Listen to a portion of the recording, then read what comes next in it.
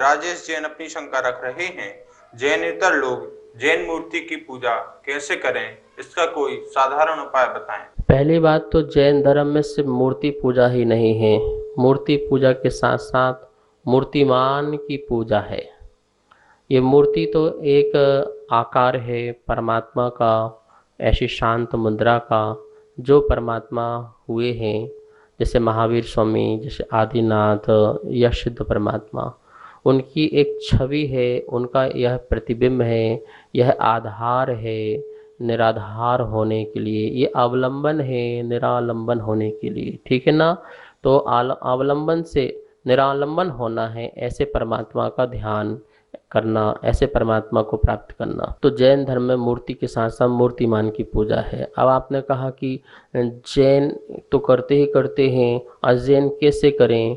तो अजैन भी वैसे ही करें जैसे जैन करते हैं। जैन मात अभिषेक करते हैं, पूजा भी करते हैं। जैनेतर अभिषेक ना कर पाए तो पूजन तो कर ही सकते हैं, उत्तम से उत्तम द्रव्यों को ला करके। वो भी अपने उत्तम से उत्तम जो द्रव्य हैं, जो भी अष्ट द्रव्य आदि होती हैं, उनको ला करके भेंट करें, चढ़ाएं और परमात्मा से अपनी त्याग की भावना रखें कि मैं संसार की बुराई को छोड़ूं। परमात्मा के पास आकर के वो अपनी बुराई को छोड़ें, अपने जो गलत कार्य हैं उसको छोड़ें। यही सच्ची पूजा है। यदि हिंसा करते हैं तो हिंसा करना छोड़ें, चोरी करते हैं तो चोरी करना छोड़ें, व्यसन करते हैं तो व्यसनों को छोड़ें। जैनेतर गण आकर के प्रभु के पास मांस, मदिरा, शराब आदि ये सब छोड़ें, व्यसनों को छोड़ दें, बुराइयों को छोड़ दें। ये उनकी अपनी सच्ची पूजा है, परमात्मा के प्रति सच्ची भक्ति है, सच्चा समर्पण है, और यही समर्पण उनके कल्याण का कारण बनेगा। मगन जैन मध्य प्रदेश से अपनी शंका रख रहे हैं, सामायिक के अभ्यास काल में ज्ञेय एवं हेय पदार्थों के ध्यान करने से कौन सा ध्यान होता है, कृपया समाधान करें। गे और हे ये दो शब्द हैं, इसे जरा समझ लें। गे का मतलब होता है जानने योग्य पदार्थ, और हे मतलब होता है छोड़ने योग्य पदार्थ। तो जानने योग्य पदार्थ तो पूरा संसार है, सारा संसार ज्ञान का विषय बनता है, इसलिए जानने योग्य पदार्थ है। जो पदार्थ ज्ञान का विषय बने वो सब जानने योग्य पदार्थ है, वो सब गे है। और हे जो है क्या है? छोड़ने योग्य पदार्थ, जो हमारे कल्याण में कारक नहीं है, जो हमारे कल्याण में बाधक है, वो सभी की सभी हे पदार्थ हैं। उनका जो चिंतन है, उनका जो मंथन और मनन है, हम करते हैं ध्यान के माध्यम से। जब हम बैठते हैं ध्यान में तो संसार की वस्तुओं को देखते भी हैं, और उसमें ये वस्तु जो है छोड़ने योग्य है, ग्रहण करने योग्य नहीं है, इसका भी चिंतन करते हैं, और उसका हम बुद्धिपूर्वक विवेकपूर्वक उसका त्याग भी कर देते हैं ध्यान के माध्यम से। यह जो आपने पूछा ये ध्यान कौन सा है, तो ये सारा का सारा ध्यान अभिशुभ ध्यान है। इसे धर्म ध्यान भी कह सकते हैं। ये शुक्ल ध्यान नहीं है।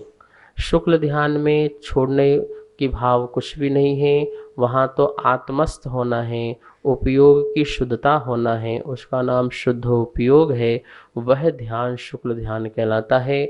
अभी हमारा विकल्पात्मक ध्यान है, और विकल्प चल रहे हैं, क्या ग्रहण करना है, क्या छोड़ना है, क्या जानना है। तो इस प्रकार का जो ये विकल्प चल रहा है, तो ये विकल्पात्मक जो ज्ञान ध्यान है, यह धर्म ध्यान की कोटि में आ सकता है। इसे अपन शुभ ध्यान भी कह सकते हैं।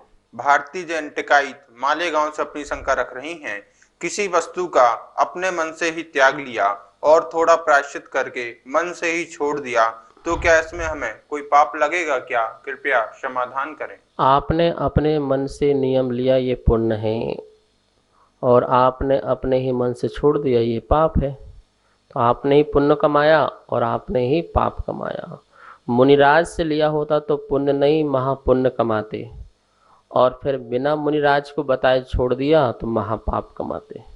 तो इस प्रकार से जो व्रत और नियम है, हमें बहुत सोच समझ के लेना चाहिए। ये व्रत हमारे जीवन के लिए बहुत ज़रूरी है। संयम बहुत ज़रूरी है, और संयम से ही आत्मा का उत्थान और विकास होता है।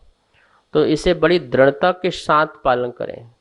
आपने ले लिया, अपनी भावुकता में, इसलिए बोलते हैं व्रत जो है गुरु से लेना चाहिए, कभी अपने आप से नहीं लेना चाहिए।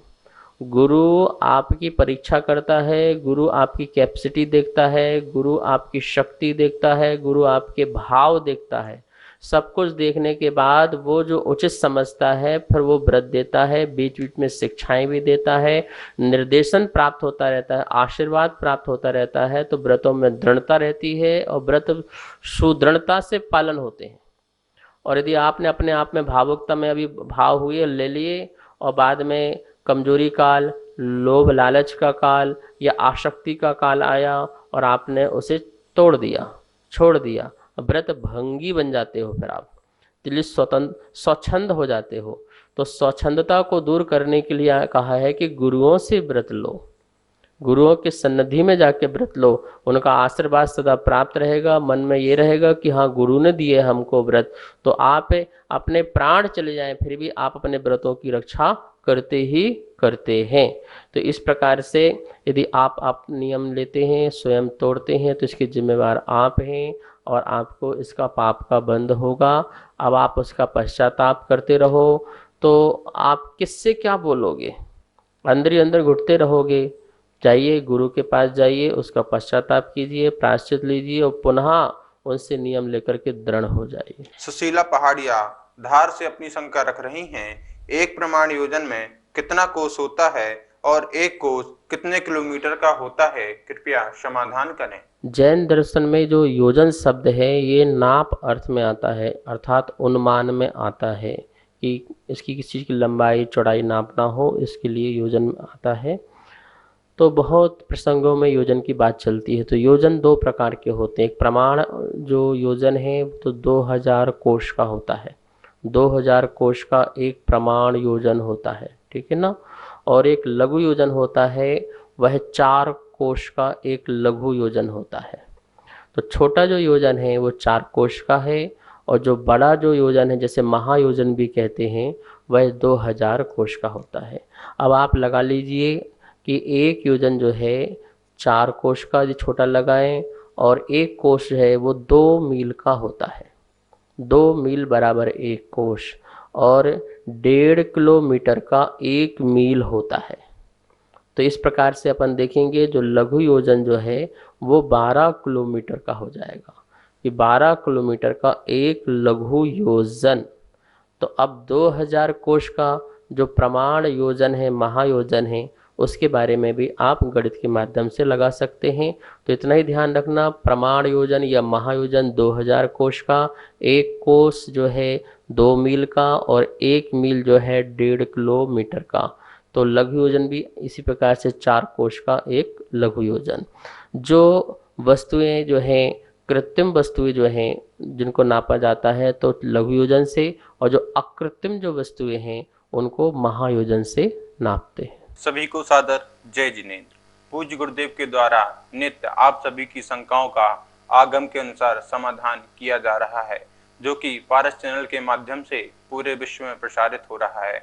आप भी अगर इस पावन पूर्ण अवसर को कमाना चाहते हैं और इसके भागीदारी बनना चाहते हैं तो एक दिन के लिए 2100 रुपये और एक महीने के लिए 11,000 रुपये की राशि देकर अपना नाम पारस चैनल के माध्यम से प्रसारित करा सकते हैं और आप भी पुण्यार्जन कर सकते हैं। जय जिनेंद्र।